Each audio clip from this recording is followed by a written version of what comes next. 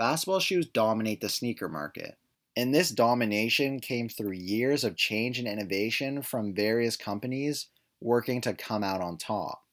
Converse ruled the basketball sneaker world for many years, but eventually others joined the market. Through the 1960s and 70s, brands like Puma, Nike, and Adidas joined the basketball sneaker space, investing millions of dollars into the production and advertisements of their brand. With all this added competition, companies were offering contracts for players to wear shoes and sign signature shoe deals. And some of these contracts paid really, really well. However, one contract in particular may have been worth billions of dollars, but the opportunity was not taken. This is a story of how Magic Johnson lost out on a multi-billion-dollar shoe deal.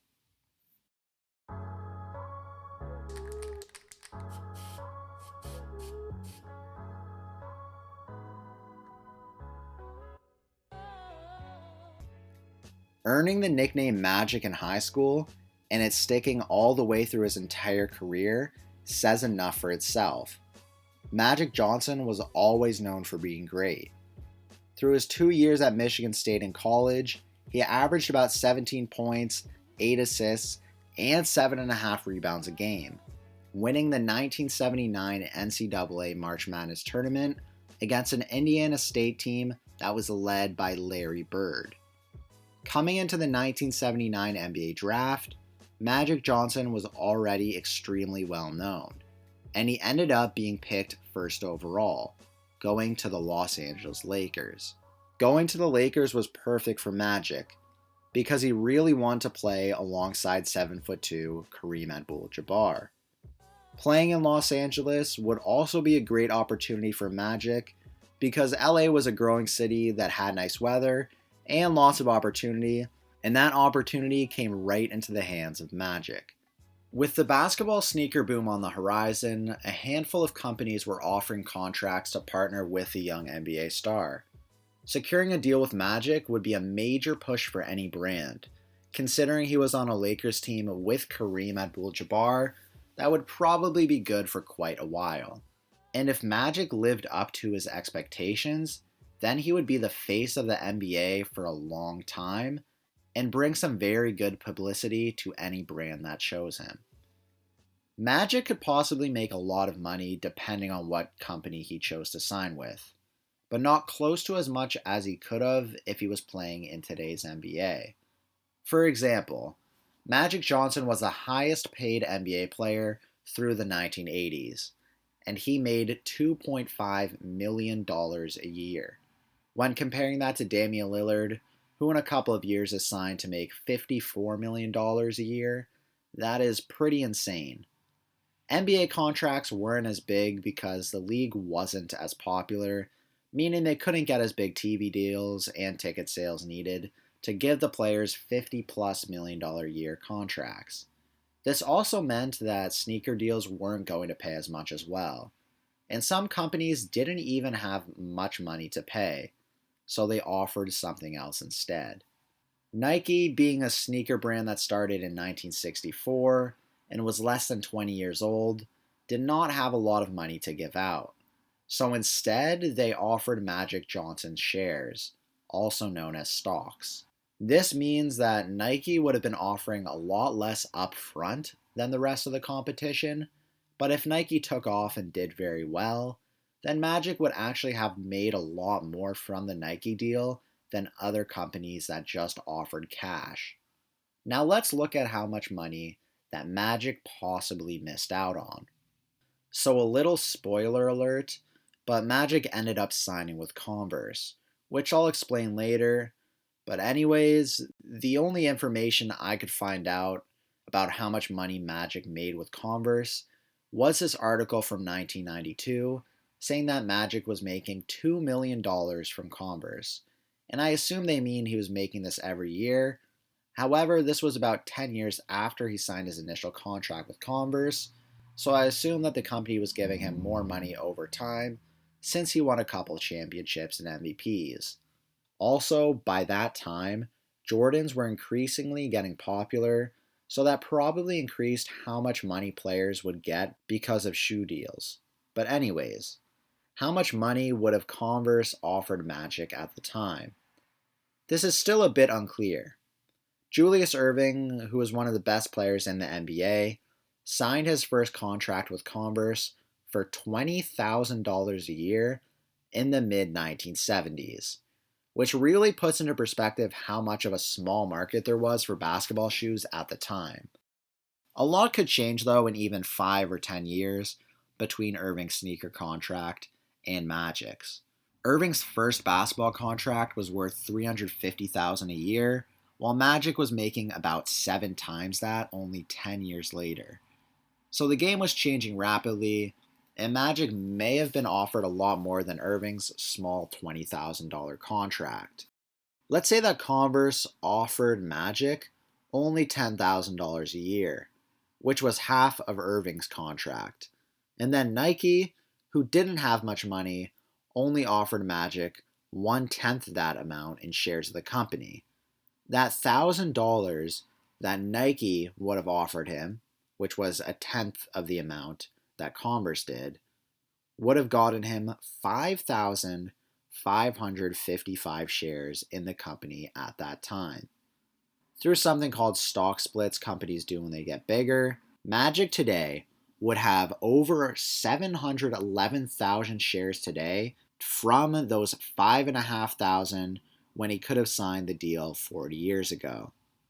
By January of 2021, the price of one share in Nike costed about $140, meaning that Magic, who would have had over 700,000 shares in the company if he kept them all, would have had a whopping 99,545,600 worth of Nike shares today. That $1,000 worth of shares in 1981 would be about 100 million 40 years later. Now, I honestly think that Magic would have been offered a bit more than only $1,000 worth of shares from Nike.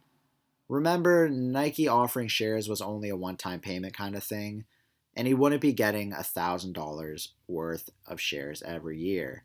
Meaning that if the share price didn't change, that after 10 years, Magic would possibly have that same $1,000 worth of shares from the beginning of his contract that Nike would have gave him, even 10 years later. The difference in only a number of years between Magic Johnson's basketball contract and Julius Erving's basketball contracts led to Magic getting 7 times the amount of money than Erving. So let's say that Converse offered Magic 7 times the amount than they did Erving, giving him $140,000 a year. Now let's say that Nike, who could not even come close to an offer of $140,000 at the time, only gave him a tenth of that amount, which would have been $14,000 worth of shares. This $14,000 worth of shares would equate to $1,393,638,400 worth of shares. Now let's look at one more possible situation that I think is possible. Magic Johnson was very young, and I think that every company would want him to be the face of their brand for his whole career. Magic got his nickname in high school, won the NCAA March Madness tournament, and won Finals MVP as a rookie. Magic literally had the potential to be the greatest player of all time, meaning that possibly instead of Jordans, we'd have a shoe called Magic's that would have been just as popular. In the beginning of the 1990s, Magic was making $2 million a year from Converse. So let's say that 10 years earlier, he was only making a tenth of that, which would be $200,000 a year. If Nike could only offer a tenth of Converse's offer, that would be $20,000 worth of stock, which would be $1.99 billion today. Now I'll quickly show you what other possibilities could look like. If Nike gave Magic $50,000 back then, that would be nearly $5 billion today. If Nike offered him $100,000 worth of shares, that would be nearly $10 billion worth of shares today. And who knows, maybe that was possible for Nike to give $100,000 worth of shares, considering it would have been a one-time payment, opposed to Converse, who was giving a payment of possibly $200,000 every single year. This is a pretty crazy story because Magic could have been a multi-billionaire today from that single deal with Nike. But let's not be quick to judge Magic and act like we would have taken the deal from Nike at the same time. Firstly, from Magic's perspective, we can see why he didn't take the deal and how he feels about it today. In an interview, Magic said, "I didn't know anything about stock. I'm from the inner city. We don't know about stocks. Boy, did I make a mistake. I'm still kicking myself. Every time I'm in a Nike store, I get mad. I could have been making money off of everybody buying Nikes right now." But it's not just Magic's fault for not having the knowledge about stocks that he didn't take the deal. If Magic took the risk of signing with Nike, there was no knowing what could have happened. The company could have tanked after a couple of years and could have been worth less than when he signed the initial contract. Nike also could have just stayed the same price, or even if it rose a bit in price, that wouldn't have meant much. Taking a deal with Converse made sense. Converse was a go-to brand for basketball shoes since the early 1900s, and was also the go-to sneaker in the entire United States at some points. Magic signing with Converse back then was basically the same as Zion Williamson signing with Jordan today. If Zion Williamson signed with a brand like Fila or Asics, it would just not make any sense. I don't even think those brands make basketball shoes, and they're extremely small compared to Nike or Adidas.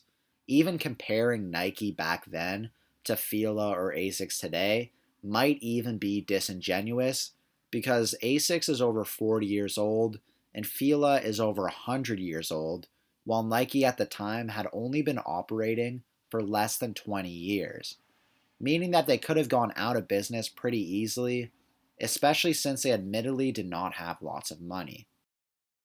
Eventually, Magic ended his deal with Converse. He said, "Converse as a company is stuck in the 60s and 70s.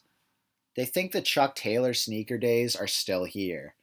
I've never really been happy with them.